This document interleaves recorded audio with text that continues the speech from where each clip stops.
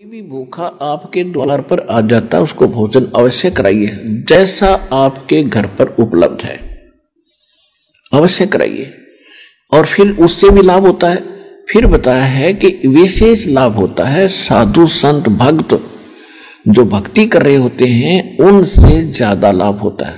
किस प्रकार कि जैसे एक तो गाय है दूध नहीं देती और एक गाय दूध वाली है, तो दूध वाली को यदि हम वो बिनौले डालेंगे, दाना डालेंगे, यानी अलग से खुराक होती है, आहार होता है दूध वाली भैंस और गाय का, और एक बगैर दूध वाली होती है, तो उसको वो आहार नहीं दिया जाता जो दूध वाली को दिया जाता है। ये आप समझते हो अच्छी तरह।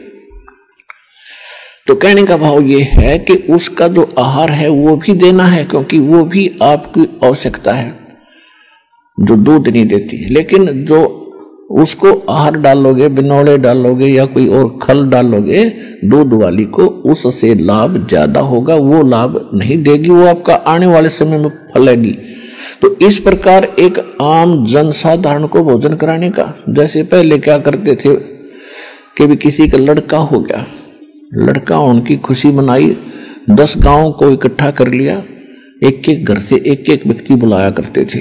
उसने कहा करते भाई 12 गांवों की यज्ञ कर दी जग, तो वो कोई जग नहीं थी, वो कोई यज्ञ नहीं थी, वो तो अपनी रोटी सभी खा रहे हैं, स्पेशल बुलाए गए, उनसे कुछ नहीं होता।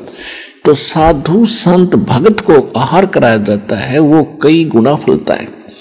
अब जैसे आप यहां दान करते हो, यहां टोटली भक्त आते हैं, चाहे किसी ने नाम नहीं लिया, वो भी परमात्मा की प्यारी आत्मा है, तभी तो इस दरबार में आया। नहीं तो आगे सामने गजा है, कार में बैठ के खे देशी की जई कर करने को क्यों बन गया, क्या है रही हो क्या है, फिर पता चलेगा जब तेरी ब्रह्म माटी होगी क्या है यो यहाँ पर। तो अब यहाँ जो आती हैं अच्छी आत्माएं आती हैं, इनको जो आपका जो दान आता है, ये तो आपके खुली किताब है यहाँ तो सारी, जो भी दान आप करते हो सारा परमात्मा के भंडारे में, यहाँ की व्यवस्था में, यहाँ यज्ञ हवन में, यानी सब प्रकार का यहाँ लगाया जाता है।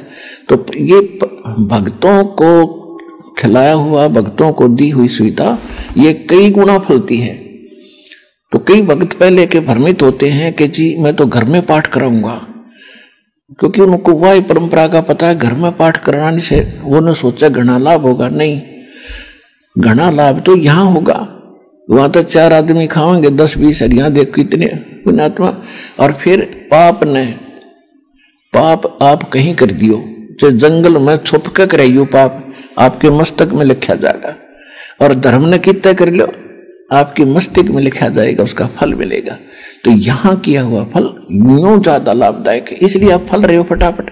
और एक शास्त्र अनुकूल साधना है, परमात्मा ने फार्मूले बता रखे हैं, इन फार्मूलों को अपना कर आप चलियो, देखना कैसे लाभ ना हो।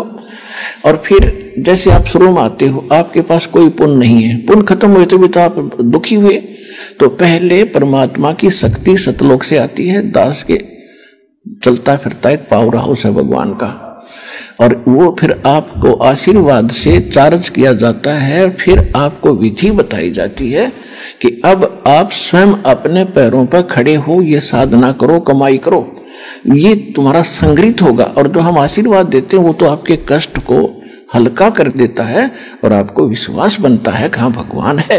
तो फिर ये क्रिया बताई जाती है कि अब डट कर भक्ति है। कबीर साहब ने फार्मूला बताया है कि जिन हर जैसा सुमरिया ताको तैसा लाभ, ओसा प्यास न भाग ही जब लग धसे न आब।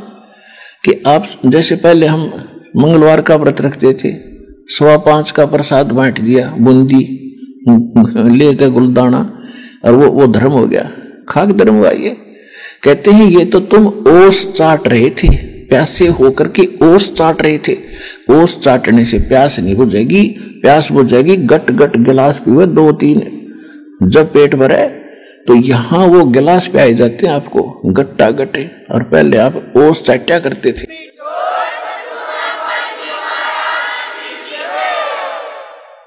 गुरु बिन माला फेरते गुरु बिन देते दान, गुरु बिन दोनों निष्फल हैं, जय पूछो वेद पुराण। इस पृथ्वी पर कोई गुरु नहीं, इस सतलोकाश्रम बरवाला के अतिरिक्त कोई सत साधना नहीं। तो जहां भी कोई साधना कर रहा है बोला भक्त, वो अपना जीवन नाश कर रहा है। गीता में लिखा कि कुपात्र को दिया हुआ दान कभी नहीं फलता, सुपात्र को दिया हुआ दान तुरंत लाभ देना शुरू कर देता है। तो ये स्थान है, ये दास है वो सुपात्र, और डट के दान करो और फिर देखना। कबीर साहब कहते हैं, चेड़ी चोंच भर ले गई, नदी न घट्यो नीर, दान दिए धन घटे नहीं, नो कह रे साहेब कबीर। कि दान देन तो धन नहीं घटेगा। कहते मोक्ष चाहिए तो नाम जप, और धन चाहे कर दान, तो दोनों ही चाहिए अपन। तो इसलिए हमने यहाँ सारे ही कर्म करने पड़ेंगे। तो यहाँ 500 यज्ञ करवाई जाती हैं आपसे। एक यज्ञ है धर्म की, दूसरी यज्ञ है ध्यान, और तीसरी यज्ञ हवन की, चौथी यज्ञ प्रणाम, और पांचवी ये तत्व ज्ञान रूपी यज्ञ है। तो ये 500 यज्ञ सतलोक आश्रम बरवाला, जिला हिसार हरियाणा के अतिरिक्त इस पृथ्वी पर नहीं है, 21 ब्रह्मांड में नहीं है। आज मान लियो, चाहे 10 साल पाछे मान लियो, या माननी पड़ेगी आप। और जितना जल्दी मानोगे उतनी आप